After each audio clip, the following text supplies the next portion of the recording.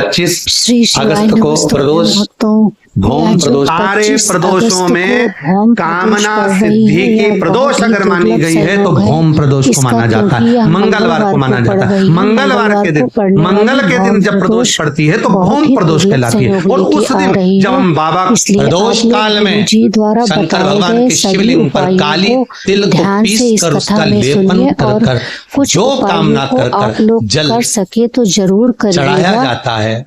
जैसे जैसे वो तिल बहता है उसकी चिकनाई शंकर की शिवलिंग पर रह जाती है, वैसे ही हमारी कामना पूर्ण होती है। खाली तिल को पीस कर गलाना, पीसना, उसका उपटन तैयार कर कर कामना कर कर उसमें थोड़ा चंदन मिलाकर भगवान शंकर के शिवलिंग पर उसका लेपन कर, केवल भौम प्रदोष पर, सोमवार का पड़ जाए, बुधवार का पड़ जाए, उस प्रदोष पर नहीं हो सकता। केवल भौम प्रदोष पर, मंगलवार का प्रदोष पड़ेगा उसी पर ही कर सकते।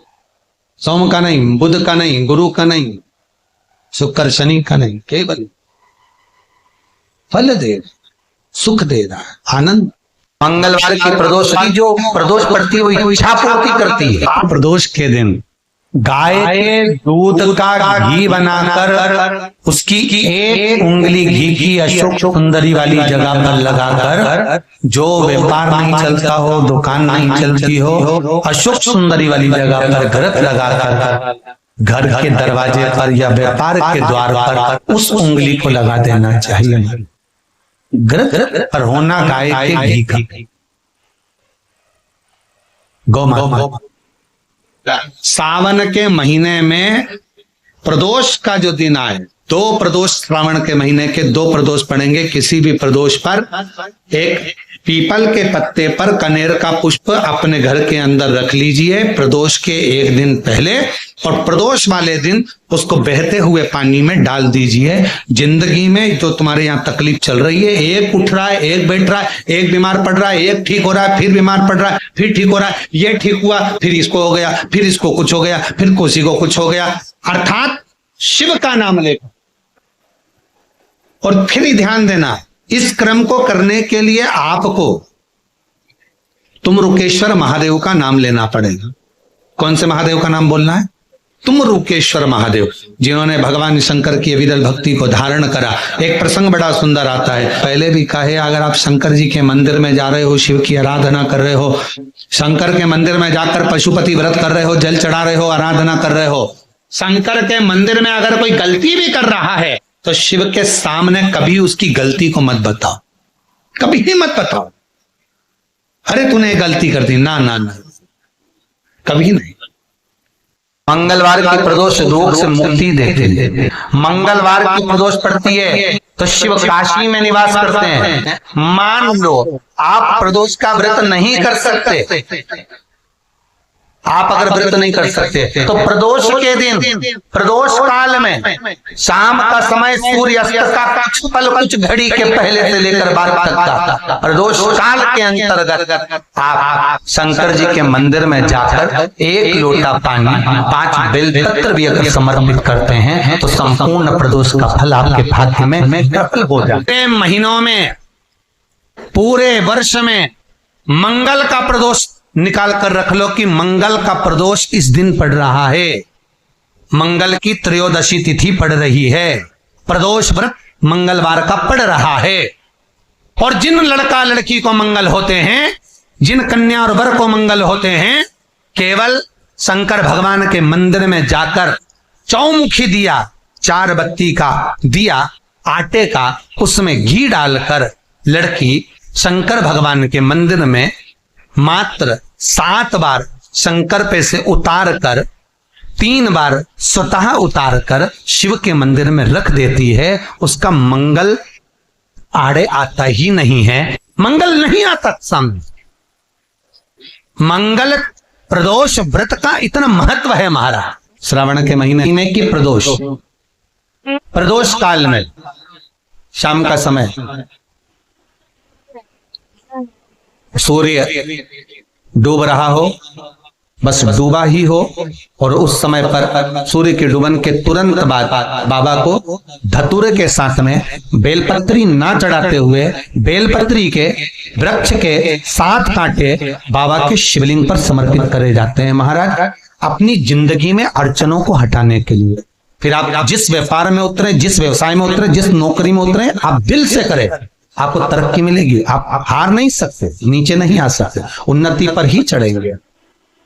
प्रदोष, प्रदोष के दिन, प्रदोष काल में शिव जी के मंदिर में शंकर के शिवलिंग पर 3 जगह पर कनेर का पुष्प समर्पित करना प्रारंभ कर। पहला अशोक सुंदरी की जगह पर, दूसरा जहां शिवलिंग रखा हुआ है उस जलाधारी पर, कटी पर, और तीसरा शंकर भगवान के शिवलिंग पर पुष्प कनेर का रखना प्रारंभ कर दो। उसमें से अशोक सुंदरी वाले पुष्प को घर लेकर आना प्रारंभ कर दो। भौम प्रदोष के दिन 4 से 5 भौम प्रदोष करोगे और एक दिन मेरा बाबा तुम्हारा गर्भ ठहरा देगा और बाबा की कृपा से तुम्हारे घर में संतान। जब जीवन में तुम्हें लगने लगे कि तुम्हारे पास में लक्ष्मी की कमी हो रही है, धन की कमी हो रही है, संपदा की कमी हो रही है, वैभव की कमी हो रही है, खूब मेहनत करना, कर्म को जागृत करना, परिश्रम पूरा करना, रात दिन एक कर देना, और साथ में शंकर जी के मंदिर में बेलपत्र हमेशा कब चढ़ाते हो? पहले तुम जल चढ़ाते हो, उसके बाद बेलपत्र चढ़ाते हो। और जब तुम्हें लगने लगे कि मेरे घर में संपदा की कमी हो रही है, धन की कमी हो रही है, धन के पीछे क्लेश हो रहा है, पैसे के पीछे क्लेश हो रहा है, तो उस बेलपत्र को पहले चढ़ाओ और जो घर से जल लेकर आई हो वो बाद में चढ़ाओ। और जब तुम उस जल को बाद में चढ़ाओगी और बाद में चढ़ाने के बाद उस चढ़ी हुई बेलपत्र को अपने घर लेकर आओगी, रखो रात भर, फिर दूसरे दिन उस बेलपत्र को वापस लेकर जाओ, फिर नया बेलपत्र चढ़ाया, पुराना बेलपत्र वहीं छोड़कर आई, फिर नया बेलपत्र चढ़ाया, पुराना बेलपत्र वहीं छोड़कर आई। ये क्रम जो 21 दिन तक लगातार कर लेता है, 22वें दिन वो खुद कह सकता है कि मेरे घर में अब भगवान ने हाथ पकड़ लिया, मेरे घर में संपदा देना प्रारंभ कर दे। एक बेलपत्र में लक्ष्मी, अपालक्ष्मी, धनलक्ष्मी, 3 लक्ष्मियों का भाव कुमार खंड वर्णन करता है कि एक बेलपत्र के पत्र में वो सुख होगा, वो आनंद हो। एक दिन शाम का समय, प्रदोष का दिन, प्रदोष का दिन, प्रदोष काल, शाम का समय, भगवान देव अधिदेव महादेव मां जगतजननी पार्वती जी के साथ में भ्रमण पर निकले। देखिए, अगर प्रदोष का व्रत नहीं कर सकते, प्रदोष के दिन आप व्रत नहीं कर सकते, मान लो आपसे भूखा नहीं रहा जाए, प्रदोष का व्रत नहीं कर सकते, प्रदोष के दिन आप भूखे नहीं रह सकते, मंदिर भी नहीं जा सकते, दिया भी नहीं लगा सकते, तो शिव महापुराण की कथा कहती है कि प्रदोष के दिन, प्रदोष काल में अपने ही दरवाजे के पास में देवाधिदेव महादेव का स्मरण कर लक्ष्मी की वृद्धि के लिए, कार्य सिद्धि के लिए, संपदा को प्राप्त करने के लिए आप अपने ही दरवाजे के पास में एक दीप लगा सकते हो। कौन से दिन? प्रदोष के।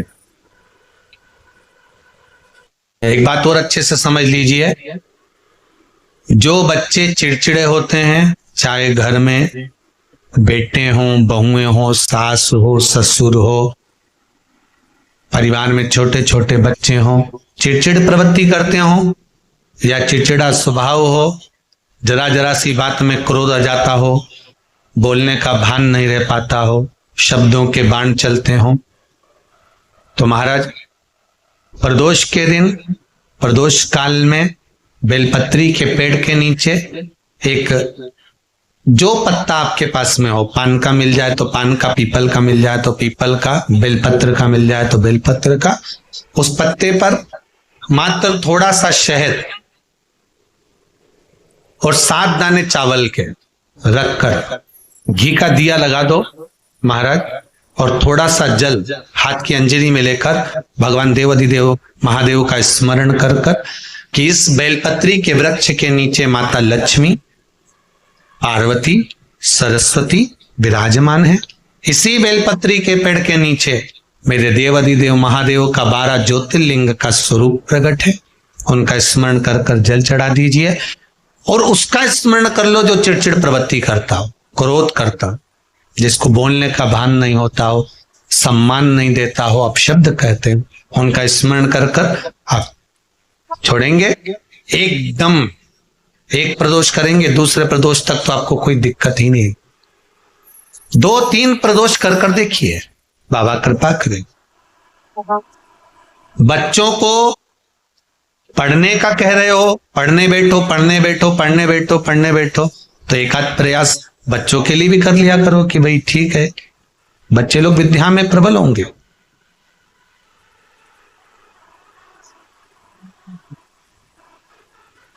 शिव उपासना का जो फल है वह 1000 गुण।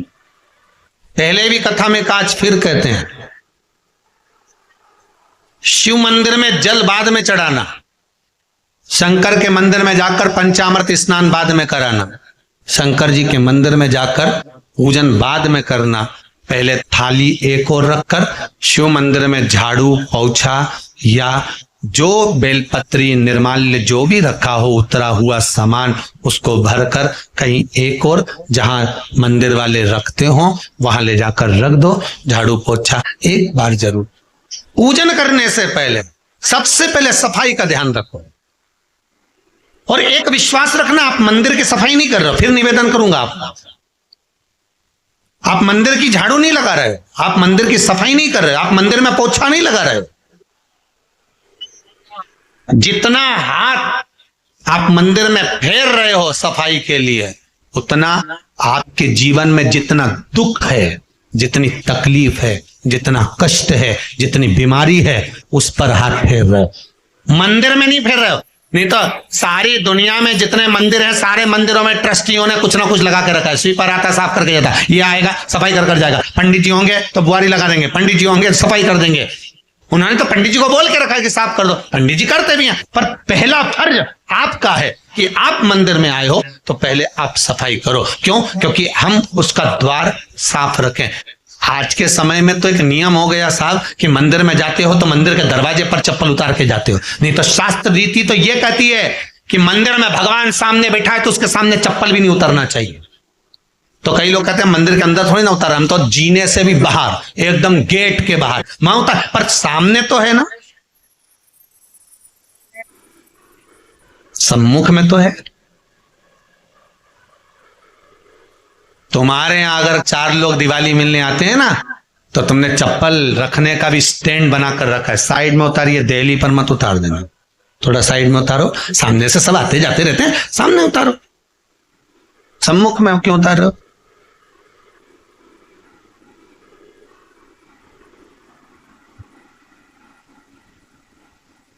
थोड़ा द्वार पे से दूर उतारी।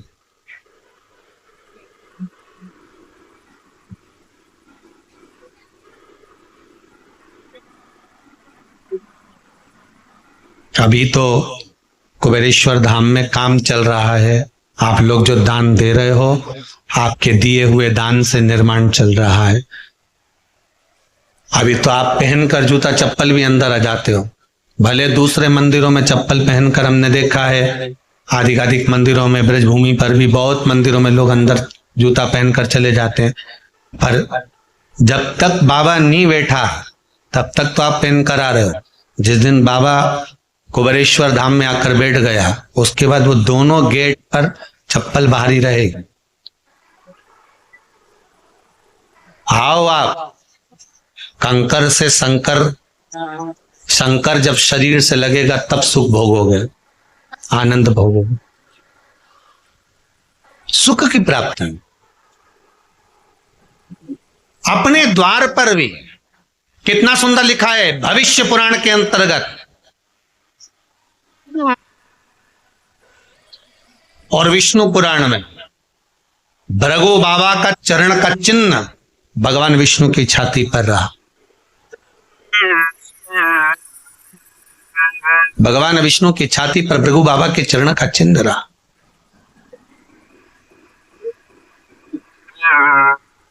चरण का चिन्ह। अब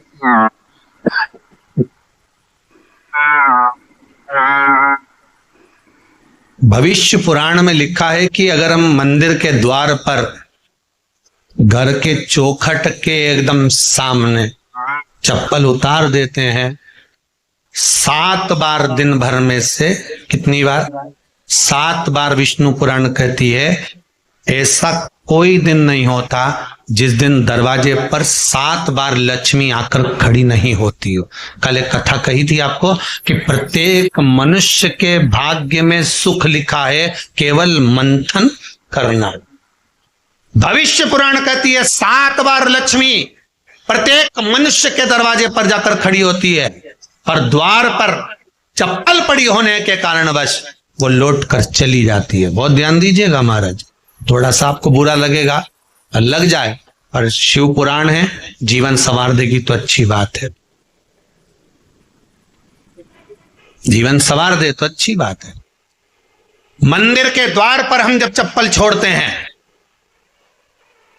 जिस मंदिर की चौखट पर चप्पल छोड़ी है, आप जितनी देर आराधना में लगे रहते हैं उतनी देर तक आपकी चप्पल पर जितने लोग लांग कर जाते हैं, जितने लोग लांग कर प्रवेश करते हैं, उसका भी दुख आपके भाग्य में आता चले जाता है। ध्यान दीजिएगा जरा।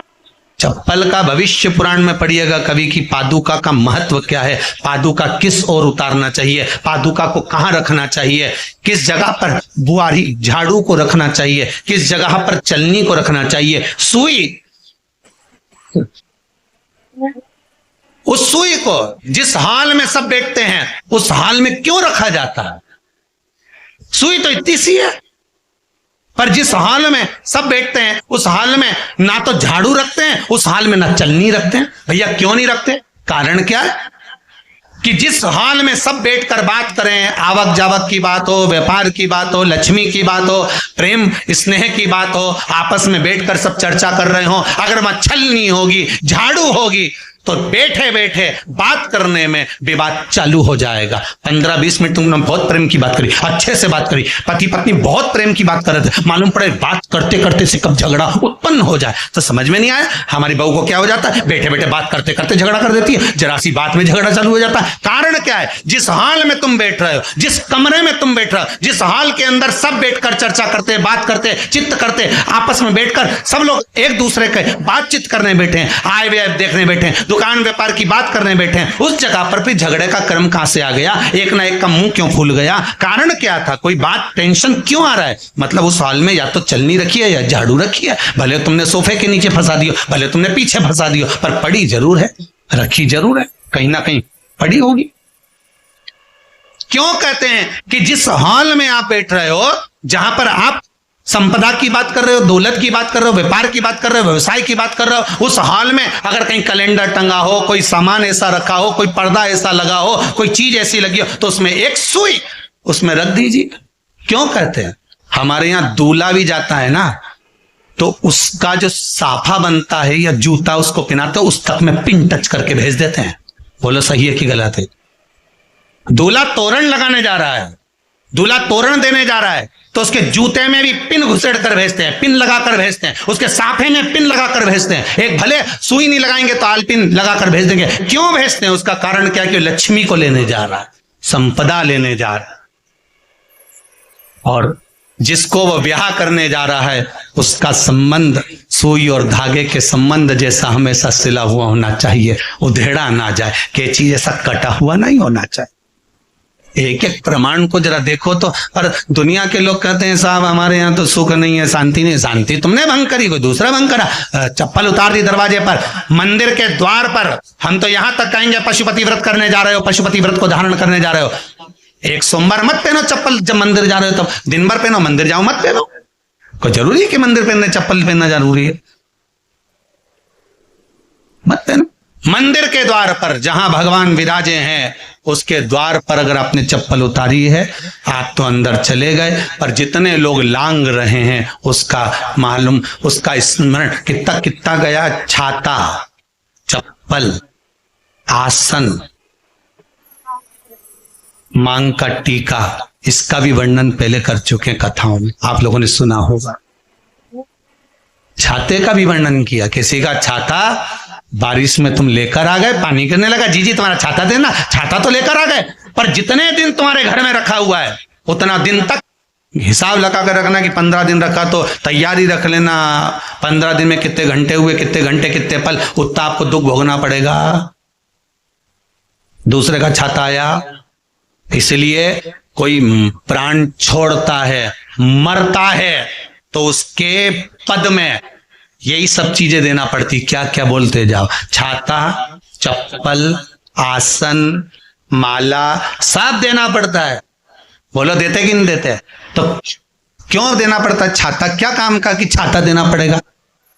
क्या व्यक्ति 24 घंटे क्या धूप में रहता था कि पानी में रहता था जो छाता देना पड़ेगा? चप्पल क्यों देना पड़ेगा? किस लिए देना पड़ेगा? उसका शास्त्र प्रमाण।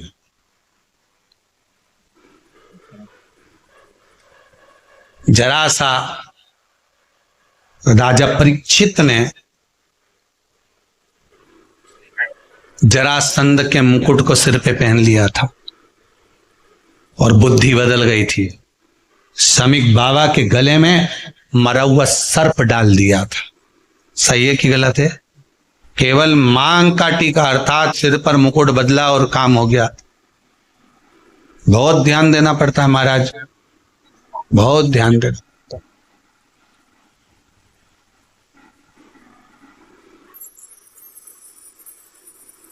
तुम्हारी चप्पल कोई ले गया, तुम रो रही, किसी ने पूछा क्या हो गया? मेरी चप्पल कोई ले गया था, फिर मैं दूसरे की ले गई। तुम्हारी कोई दूसरा ले गया, तुम दूसरे की।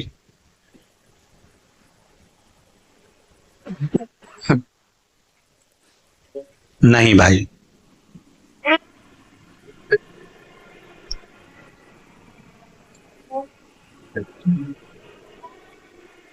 उसको प्राप्त करने के बहुत तरीके हैं। एक सत्य बात कहें, 7 बार लक्ष्मी प्रतिदिन मनुष्य का द्वार झांकने के लिए आती है। ऐसा कोई दिन नहीं जाता जिस दिन तुम्हारा भाग्य भगवान पलटने के लिए नहीं बैठा हो।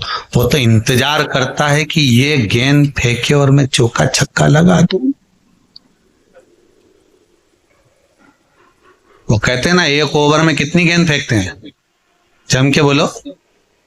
अरे एक ही फेंकते हैं।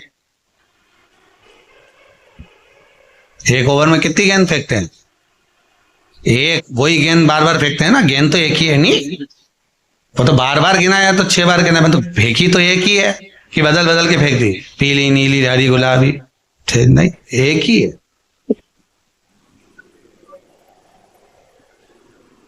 बदल बदल कर आया, गेंद एक ही थी, फिर फेंका कि ये तो वाइट निकल, फेंकी, गेंद वही है, गिनती में 6 जा रही है।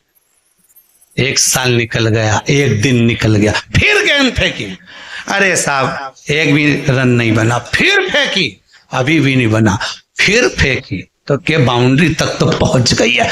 अब की बार जो फेंकी तो के ऊपर से निकल गई, सीधे 6 पे पहुंच गई। भगवान भी ये कहता है, एक ही गेंद है, 6 बार फेंकी है। शास्त्र कहता है 7 बार दरवाजे पर लक्ष्मी आती है, मौका देखती है कि कब मौका मिले मैं इसके घर में प्रवेश कर जाऊं। पर कभी कभी ये निंदा करती दिखती है, कभी बहू की चुगली करती दिखती है, कभी टीवी में मन लगाए दिखती है, कभी सुई धागा लेके बैठी मिलती है, कभी झाड़ू लगाती फिरती है, कभी दरवाजे पे चप्पल खुली मिल जाती है, कभी कुछ मिल जाता है। मैं बार बार आती हूं, अब नहीं माने तो मैं कई करूं, मेरे को तो जाना पड़ेगा। मेरे को तो जो नियम है, सर्विस करने वाला, नौकरी करने वाला तो टाइम पे आएगा। तुम भले कंप्यूटर चलवाओ, चाहे मोबाइल उड़वाओ, चाहे तुम लिखा पढ़ी करवाओ, बोलो सही है गलत है, उसको तो करना है। बोलो साहब क्या करना पड़ेगा? लग जाओ कंप्यूटर पे, लग जाओ, उठाओ मोबाइल, ये तो उसको तो करना है। वो तो टाइम पे पहुंच गया 9 बजे। लक्ष्मी जी भी टाइम पे आती है, आई दरवाजे पे क्या देखा उसने कि ऐसा ऐसा है। कई कई की तो आदत पड़ी, रोटी घर में बना हुआ सारा दाल चावल सब्जी वब्जी जो बच गई उठा के मैं दरवाजे के पास में रख के आ गई। लक्ष्मी जी सोचे बताओ ऐसा तो पहले से रख, अंदर चली गई और ऐसा खिला दिया तो मैं तो नहीं जाऊं। लक्ष्मी जी वापिस चलती। कई लोगों की आदत, आटा छना हुआ ऊपर की जो चापड़ चापड़ थी उनने कहा गाय खा के चली जाएगी, ओटला पे पटक के आ गए। लक्ष्मी जी इतने में आई कि चापड़ तो यहाँ पटक के चली गई, मैं काय को जाऊं छिलनी में से, जा उधर नहीं जाओ। कितना कितना कहा है महाराज, केवल एक दिन का इंतजार रहता है, दिवाली आए लक्ष्मी जी महाराज घर आएगी ने लीप लिया ने पोत लिया ने मांडना भी मांड लिया, लक्ष्मी जी का पाँव भी मांड लिया ने, कमल का फूल भी मंगवा लिया, गेंदा की माला भी बुलवा ली, सारी गेंदा वेंदा की माला दरवाजे पे भी लगा दी, चौक मोक पूर के बेटी इंतजार में लक्ष्मी जी आएगी लक्ष्मी जी आएगी। लक्ष्मी जी बोली मैं तो रोज आऊं री जी, मैं तो रोज आऊं पर कई करूं थारी बुद्धि काम नहीं करे, मैं कई करूं। फिर के लक्ष्मी मैया अब की बार आ गई तो जाजे मती रही, बड़ी तकलीफ में हूं। लक्ष्मी जी बोली नहीं जाना तो पड़ेगा, दिवाली का दिन है, हमारे 10 के घर जाना पड़ता है, बड़ी मुश्किल से तो गुजिया पपड़िया मिलता है, नहीं जाऊंगी तो अच्छा नहीं लगेगा, तो जाना तो पड़ेगा। पर रोज आऊंगी, प्रतिदिन आऊंगी, तू अगर मुझे रोक सकती है और अपने घर में बुला सकती है तो बुला ले, और आऊंगी मैं प्रतिदिन और जाऊंगी भी मैं प्रतिदिन। लक्ष्मी आती भी खूब है और जाती भी खूब है, एक जगह टिकती कभी नहीं है, बस उसको बुलाने का तरीका होना चाहिए। रोज भगवान चाहता है कि तेरा दिन फिर जाए।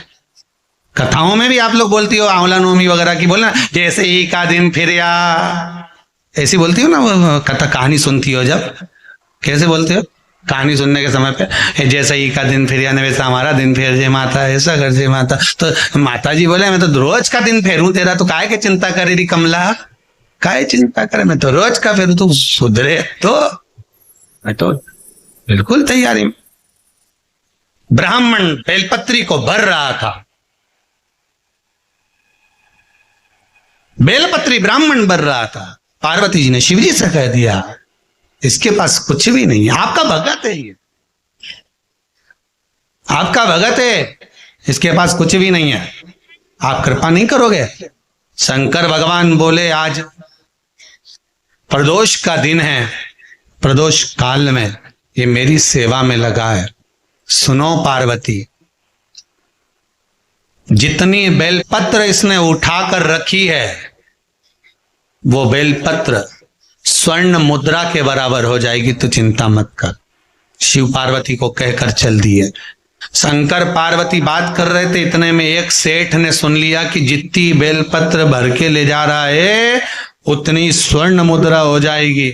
बनिया ने सुन ली, सेठ ने सुन ली, तो जैसे ही शंकर पार्वती गए, सेठ जी उस ब्राह्मण के घर चले गए, 100 सोने की मुद्रा देकर कहा जितनी बेलपत्र है चढ़ी हुई मुझे दे दे, जो चढ़ी हुई बेलपत्र है वो मुझे दे दे। महाराज क्यों महापुराण की कथा यहां चल, में 3 चीजों का वर्णन बड़ा विशेष आया। महादेव, जम के बोलो पहले महादेव, दूसरा नंबर पर है भोला जिसको कहते हैं भोला शंकर, तीसरे नंबर पर है हर हर।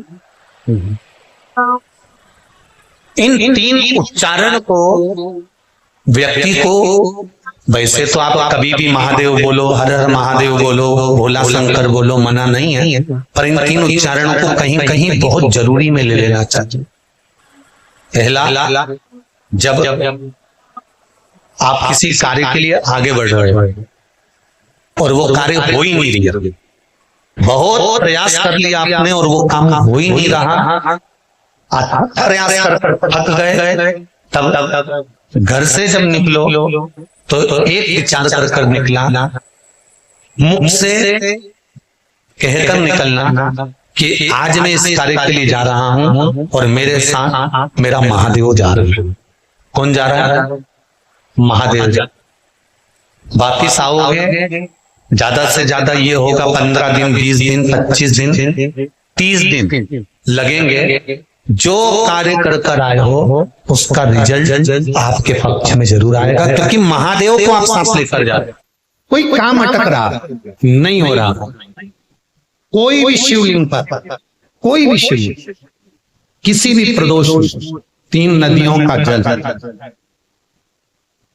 3 अलग अलग पुष्प एक जैसे नहीं, और 3 धान।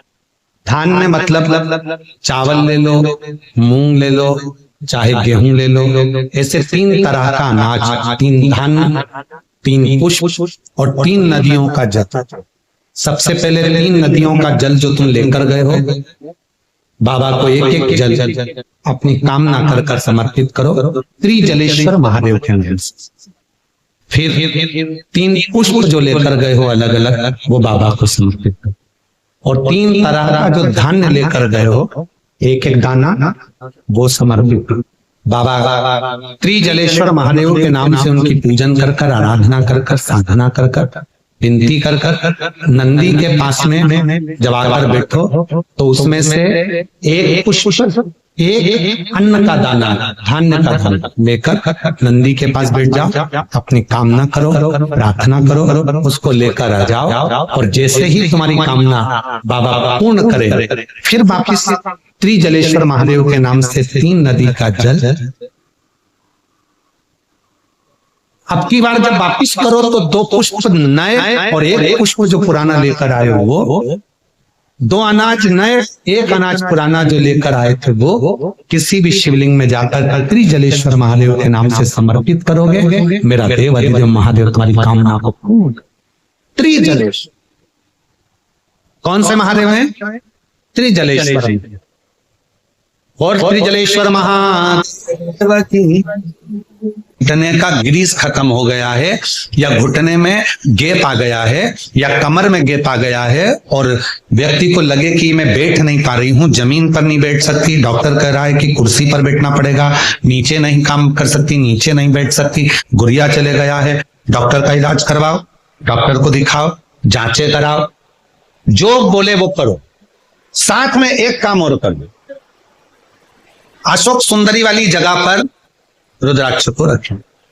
अगर 5 मुखी रुद्राक्ष शिवहर का यदि आपके पास में है तो वो रुद्राक्ष को अशोक सुंदरी वाली जगह, अशोक सुंदरी का स्थान आप लोगों को पहले भी बताया है, ये शिवलिंग, ये जलाधारी, ये जल बह रहा है, बीच में जो स्थान है वो अशोक सुंदरी का स्थान है। राइट में गणेश जी, लेफ्ट में कार्तिकेय जी, जलाधारी, पार्वती जी का हस्तकमल, शिवलिंग, शंकर का स्वरूप, शिवलिंग के ऊपर जो जल गिरता है ऊपर से, जया, विषहरा, शामरीबारी, दौतली, देव, शंकर जी की 5 लड़कियां जल गिराती, बीच में अशोक सुंदरी का स्थान। अशोक सुंदरी, अशोक सुंदरी वाले स्थान पर रुद्राक्ष को रखकर 5 दुर्गा अघोरेश्वर महादेव का नाम लेकर प्रदोष की प्रदोष समर्पित करें। उन 5 दुर्गा को लेकर आ जाएं, और 5 टाइम, 5 समय ऐसा निकाल लें सुबह से लेकर शाम तक के बीच में कि मुझे इन 5 दुर्गा को एक एक कर धीरे धीरे चबा। टाइम 5 समय ऐसा निकाल लें सुबह से लेकर शाम तक के बीच में कि मुझे इन 5 दुर्गा को एक एक कर धीरे धीरे चबा चबा कर खाना है। उसको खाना प्रारंभ कर लें, रुद्राक्ष अपने जो बांधते हो गले में रखें या अपने पास में रखें, और उस 5 दुर्गा को 5 प्रदोष कर लीजिए, और उसके बाद आपकी कमर में जो गैप है या दर्द है या नीचे नहीं बैठ सकते हो, धीरे धीरे धीरे धीरे उसमें आराम लगना प्रारंभ हो जाएगा। वो गुड़िया जो है अपनी जगह पर बैठे, अघोरेश्वर महादेव का नाम ले। प्रदोष काल किसको कहते हैं, प्रदोष का समय किसको कहते हैं? आप तो ये अंदाजा लगाकर रखो कि दिन ढल रहा हो, अंधेरा होना शुरू हो रहा, सूरज डूब रहा हो, चंद्र प्रकाशित हो रहा हो, अंधेरा अपना काम कर रहा है, सूरज ढलता जा रहा है, दिन कम होते चले जा रहा है, और अंधेरा थोड़ा बढ़ते चले जा रहा है। इन दोनों का जो मिलन का समय हो, अब वो कितनी भी बजे, आप तो बस उसके मिलन का समय निकाल लो, वो इस समय प्रदोष काल कहलाता है, वही समय प्रदोष।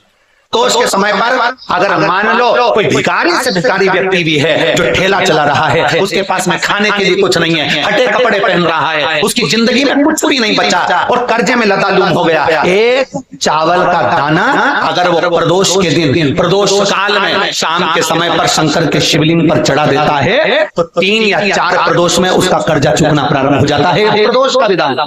श्रावण में अगर मान लो एक दिन आपका निकल भी गया, 2 दिन आपके छूट भी गए, कोई दिक्कत की बात नहीं। जो पेड़ तुम्हारे यहां लगाओ, जो पौधा तुम्हारे यहां लगाओ, जो वृक्ष तुम्हारे यहां लगाओ, जो क्यारा तुम्हारे यहां, कुंडी तुम्हारे यहां, उसी की मिट्टी को, उसी के पेड़ के नीचे, उसी पौधे के नीचे उस मिट्टी को थोड़ा सा हाथ से उसको उठाकर एक लिंग की आकृति बना ले। उसमें जलाधारी बनाने की जरूरत नहीं, केवल लिंग की आकृति बनाकर उसी की पूजन वहीं कर पानी चढ़ाकर 15 से 20 मिनट बाद अपना काम करने के बाद उसी को उसी मिट्टी में विसर्जन कर दें अपनी कामना कर देव अधिदेव महादेव 2 महीने के बाद क्या देगा ये वही जान सकता है। वो क्या प्रदान करेगा ये उसके ऊपर। कनेर के पुष्प एक बेलपत्र में रखकर नंदीश्वर के पास में बैठकर श्री शिवाय नमस्तुभ्यम बोलकर अशोक सुंदरी वाली जगह पर स्पर्श कराकर भगवान शंकर पर 7 फूल के साथ बेलपत्री की डंडी अशोक सुंदरी की साइड हो ऐसा स्मरण करते हुए शिव को समर्पित कर दे।